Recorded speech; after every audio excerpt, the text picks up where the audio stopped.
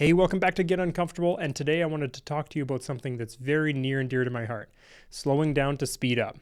Sounds counterintuitive, but it's something that was brought to me by a coach that I had a little while ago, and really centered around Formula One cars and kind of the theory behind pit stops and all that kind of stuff. So would love to get into this with you. It's end of December. It's December 18th. It's a great time of year for it. So without further ado, let's get into it.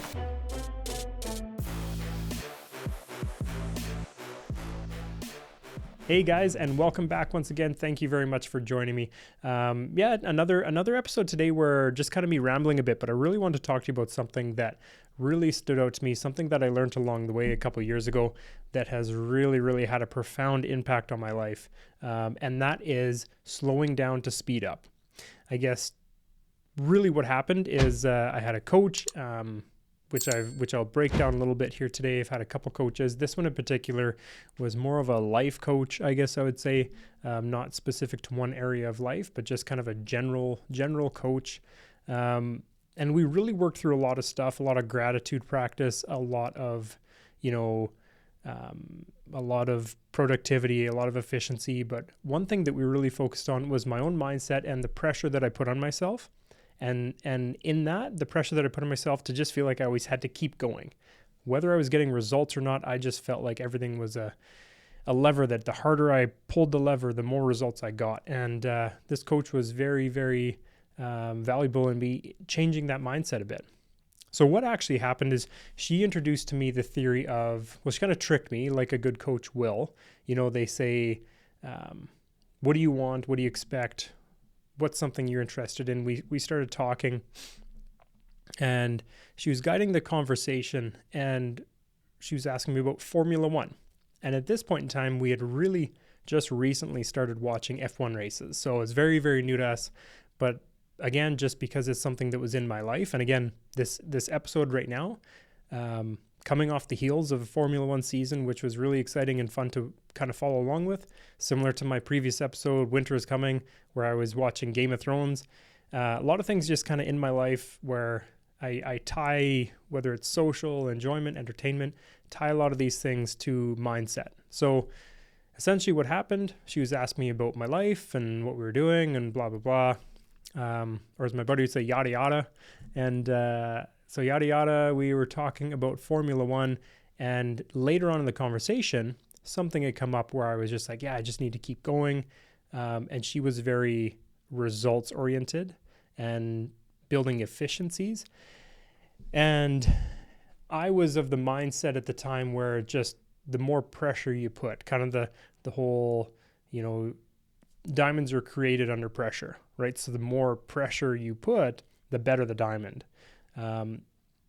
So kind of a little bit of a dangerous mindset. So she really helped me unpack that. And I don't even remember specifically what it was, but it was, something where it could have been exercise and the benefits of rest days or whatever it was. But it was really about being more calculated, getting more efficient with my time, making decisions and really focusing on the outcome of that decision, not just trying to do something quick and consistent, but also taking a breath and just doing something really smart.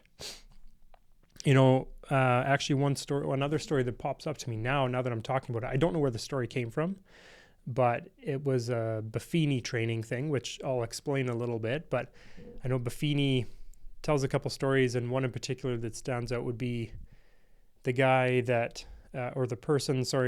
sharpens an axe. Right? If there's two lumberjacks, we'll say one just grabs his axe out of the bottom of his satchel. I don't know where you'd keep an axe as a lumberjack, but you got your axe satchel, grab your axe out of the bottom of the satchel, and it's all dinged up, and you're riding around with, a bunch of nails, or I don't know what lumberjacks have, and he just starts swinging to chop this tree, and he's swinging with all his might. The other guy goes into his satchel and grabs an axe and a file or sharpening stone, and that lumberjack spends the first 10 minutes just really sharpening that axe. And then really what you would find is the person that sharpens the axe and just takes their time, does a really good job, and has that axe just so sharp that it can, like, I'm picturing it cutting paper, like I think it's like ASMR videos where they like cut paper, show you how sharp a knife is. So they cut a piece of paper. But if you get this axe super, super sharp, you're going to reduce the number of swings that it takes to cut down this massive tree, right? So it's really just about taking the time and sharpening that axe.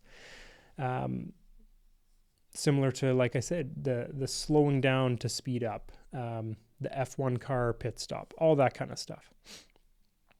I've seen this in my own life, and there's a lot of different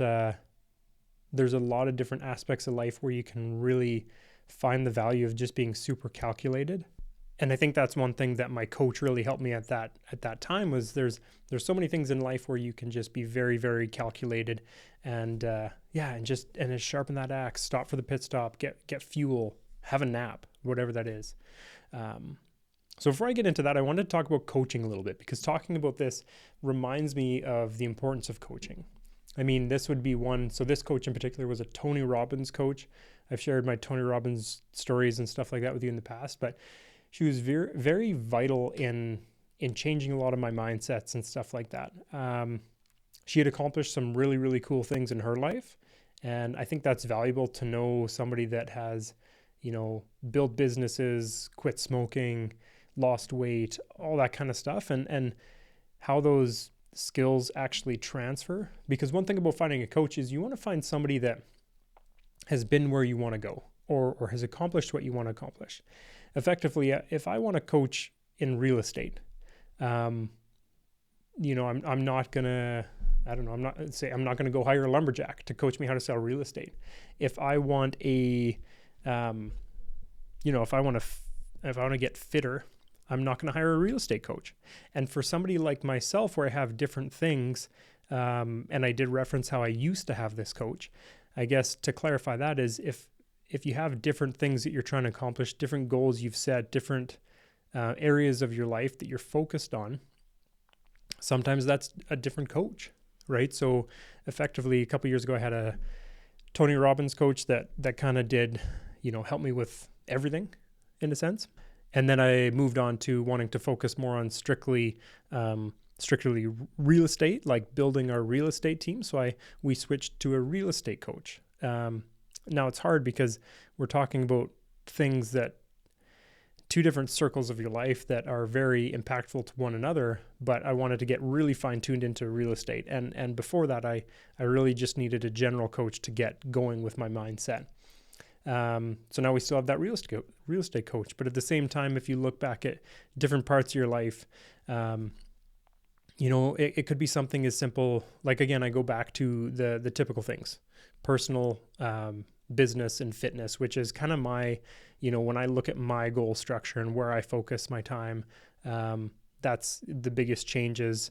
That's those big rocks, right? So if I look at like personal, maybe it's a therapist, maybe it's a life coach, like I said, maybe, it's a good friend that you want to emulate. Maybe it's somebody with a really good marriage or really good relationship with their parents, just somebody that you want to kind of really, really lean into and essentially be like take them as a very strong example and emulate them and what they've accomplished. In fitness, I think for me, I've had different support and stuff like that. And I think it's important to realize that to get a coach doesn't necessarily mean I'm going to go online and search up fitness coach and then hire the first person I see. You really want to curate that and find the right solution for you. Okay. So to start off, I guess my own fitness journey, I didn't get a coach right away, but I ended up as really, really good friends. I know I've said this story in some capacity, really good friends with somebody that was essentially very fit. They were what in that community they would call like a hard gainer. So had a hard time putting on muscle, but they ended up just really focusing on it, getting very skilled, getting very knowledgeable in it, and transforming their life and their body and their mindset and all that kind of stuff. So they were very strong with their diet, nutrition, and exercises. So that was the kind of person that I I needed to be around. And that was very, very valuable. After that, kind of moved on and that part of my life kind of changed and just focused on fitness in a different capacity. Fast forward, 10 years.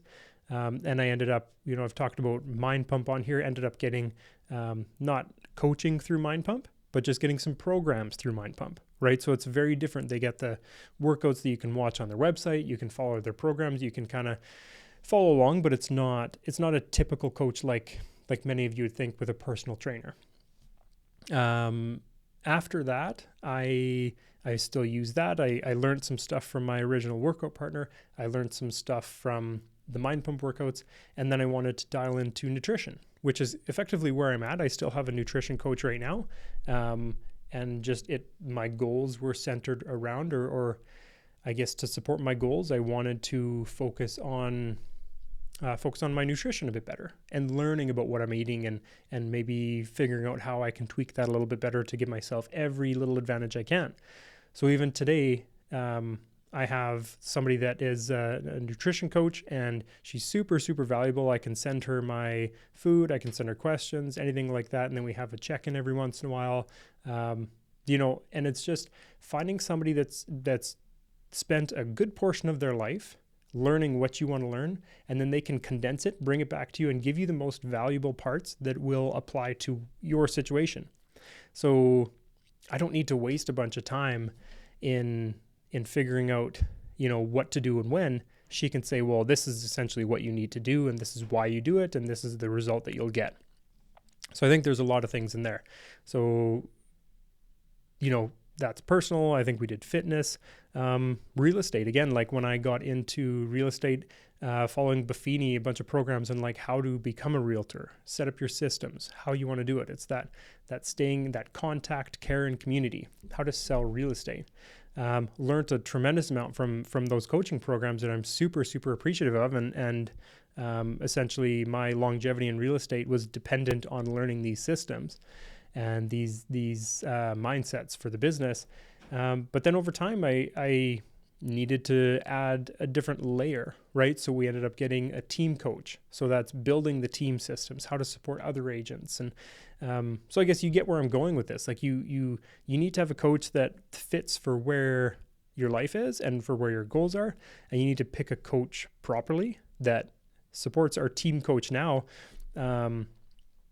Really, they're very skilled at building a team, and that's the stage of our team we're at. We're putting stuff together with my father and I and other people, and some exciting stuff coming up that way, but that's where they specialize. They specialize in like teams getting going, getting them off the ground kind of thing in a different capacity. So, and that's a total sidebar, but look at getting a coach, look at what that looks like. And I guess I'll be the devil's advocate and I'll say it right now. One thing that I found very valuable in accountability or coaching is AI. Right? Like it's not the most valuable part of AI. There's a lot of stuff that AI or ChatGPT or Gemini can do as like over and above Google type searching, and images that are fun and videos on Sora and all that kind of stuff. But essentially I have different chats in my ChatGPT that are on the personal side. I have Google Gemini for business inquiries and like business support and building systems there. But if we look at my ChatGPT, there's a it's a fitness chat, or like there's a nutrition chat, or there's questions about how to handle certain situations. And it's amazing. You can put a picture in of, if you're tracking food, you put a picture in of your food tracking and say, look, I'm going to McDonald's. It's happening. We're doing this. We're doing this thing. This happened to me last week. What do I do? Here's my macros here. What do I do to finish this day off as strong as possible? And it spits you back something.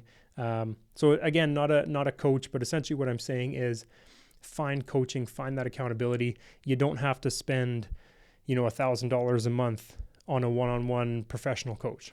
It could be free ChatGPT just to say, struggling with this, what do I do?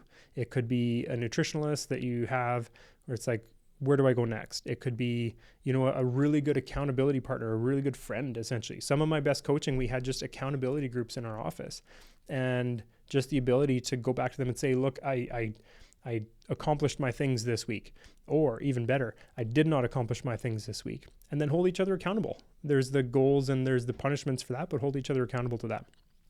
Anyways, sidebar on coaching, but essentially if you have questions about coaching, I'd love to chat more about it. I think that it's brought a lot of value to me personally, and that's why I'm passionate about it, like you can probably tell. But if we go back to Formula One, okay, now we're done coaching. Formula One, I really want to get into when my coach expressed that idea to me, why it landed so hard. In that season, I don't even remember what I was doing, but we'll take, we'll take fitness as a thing because it seems like where it's an easy one to go to. So if I'm trying to get as fit as possible, if I just use straight logic of going fast, winning a race, what do?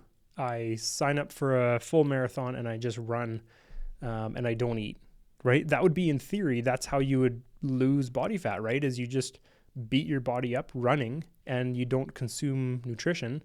Yeah. And in theory, you will lose weight, right? But realistically, we all know that that's not the healthiest or best solution. That's not even going to be the one that gives you the best aesthetic, right? Like, we understand that we need to get calculated. So, if we're talking about how to, I don't know what a good example is, but how to look better, like or how to lose body fat. So the first thing you do with how to lose body fat is focus on nutrition, right? So what are you going to eat? Well, you're going to eat whole foods, right? You're going to structure your meal plans a little bit differently. How are you going to work out? You're not just going to blast yourself on the side of a mountain. You're going to figure out what you need to do, and you're going to rest, right? So you're going to eat, you're going to work out, and you're going to recover. And those three things together, if done very properly, are going to give you the best results. Similar to an F1 car. Those suckers go so fast. It's so cool to watch. Like, check it out if you haven't. But they go so fast. So, 260 kilometers an hour or something like that. I don't know. I made that up, but very fast. And then they stop for these pit stops. And essentially what happens in an F1 pit stop, you could have the winner of a race that is leading by, we'll say, 15 seconds. Does that make sense? Yeah, 15 seconds. I think a pit stop costs about 20 seconds. So you can have somebody that's winning a race and they'll give up the lead in the race to go fuel up and change their tires. So they stop, take their 20-second pit stop. They lose the lead of the race. And then when they pull out of the pit stop, maybe they're in like 6th place. But all of a sudden, maybe they fixed some damage that they had. They fixed something small, they changed their tires and they put on fresh tires so they got better grip and they filled the fuel tank, whatever that is, right? And if they come out in 6th place, often what you'll see is those fresh tires just give that much more traction. That car can go that much faster. And all of a sudden they're back up in 1st again, right? Because you can't just keep going. Essentially, if you keep going without stopping, you're just running a higher risk of losing traction and hitting the wall, which is a really good analogy for life, right? Where do you think pit stops apply in life? You hit the wall. Sound familiar? You lose traction. You burn out. Sounds familiar? You run out of gas, right? You get the gist. Like, these are real things that happen in life. And if you don't stop and recalibrate, this is the reality of just going full throttle all the time. So how do we apply that to our life? Essentially, the higher output, and if I think about F1 again, the higher output these cars have, the more deliberate the pit stop has to be. So if you're going 260 kilometers an hour, you need to be very diligent in when you're going to stop, how you're stopping, and how you're going to utilize that stop. How much gas are you putting in? What type of tires are you going to put on? Because everything is so crucial at that point. And I think for life, again, like if we're thinking, if you run a business, if you have relationships, if you have family, if you have friends that you want to be part of their lives, if you have goals, if you have work, all these things, if you have all these burdens on your shoulder, sometimes, and I'm guilty of this, and I have been guilty of this, if I have all these things I need to do and I feel like I need to be everything for everybody, then naturally you feel like I'm going to go from work to the gym to my buddy's house and then home for conversation with my spouse. And then maybe I have a hobby like a podcast. So I'm going to go back to the office at 10 o'clock at night. And then I'm going to go home at midnight. And then I'm going to wake up early to do a workout. And all this time I need to find time to food prep. And it's just, to me, sometimes people are like, sometimes people are just animals. Like sometimes some people are just freaks of nature and it works, right? But I think what I've seen is you see those freaks of nature and something else is giving, right? We live in a world where, I'm sorry, this mic is just bugging me today. We live in a world where if you look at social media, everybody's doing everything all the time, right? They're meal prepping, they've got 0% body fat, they have these great relationships, they drive in a McLaren, they have this business, they're selling these, I don't know what they're selling, they just wrote a book. Like, there's all this stuff. But I think the reality is, when you're in real life, there's a lot more that you have to take into account. You got to take relationships into account. You got to take longevity into account. You have ups and downs. It's just physiology. That's just the way it is, right? So I think it's super, super important to consider that when you're kind of laying out your day, laying out your time. And it's just absolutely necessary to take those pit stops. So why am I talking about pit stops right now? Well, it's December 18th. Well, not today, but when you hear this, at the earliest point you hear this, it'll be December 18th. So realistically, we're a week away from Christmas. This is the time where the holidays are kind of engaged. I know for my industry, the couple days before and the couple days after Christmas are typically pretty quiet. For a lot of people, they have a little bit extra time off. Also, it's cold. It's, snowy outside.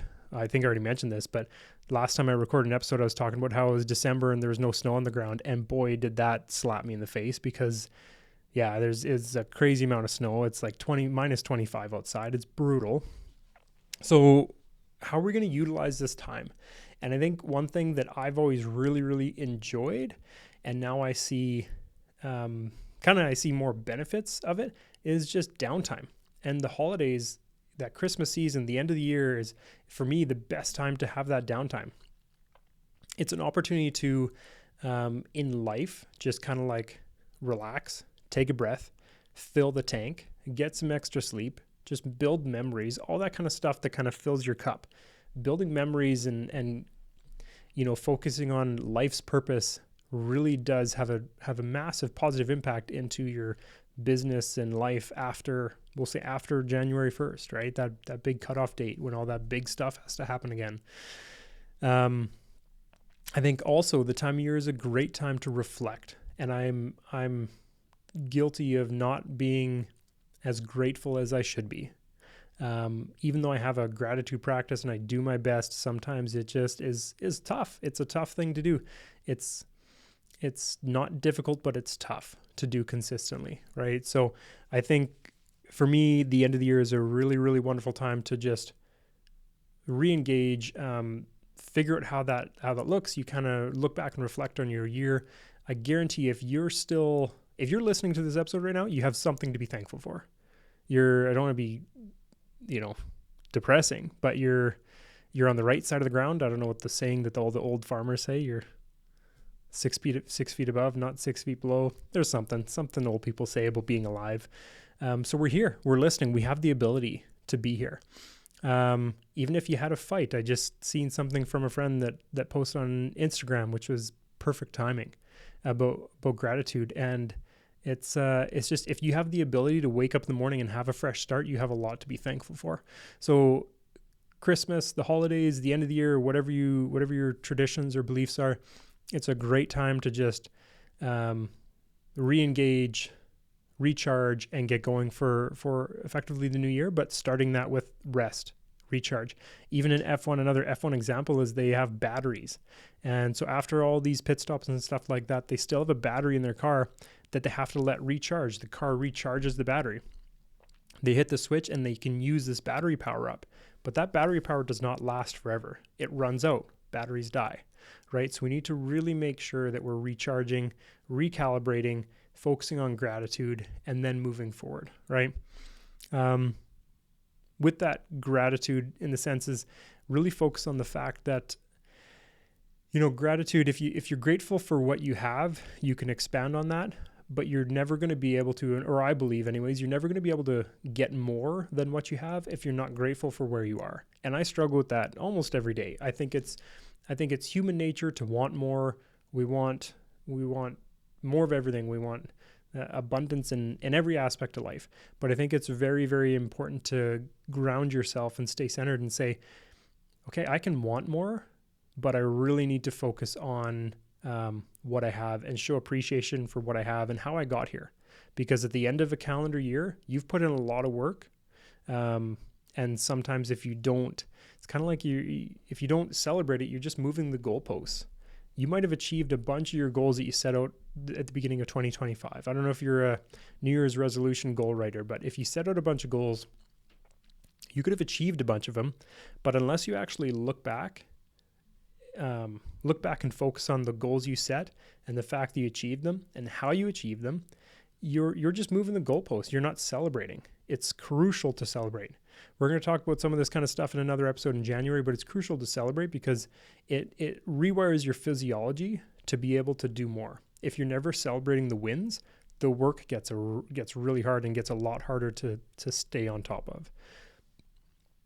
So as we kind of close out the year, we really want to focus on that gratitude and just, capitalizing on a slow time of year, drink too much coffee, eat too much sweets, all that kind of stuff. Really, it's just a blip of time, and you can just re-engage after a couple days of recharging.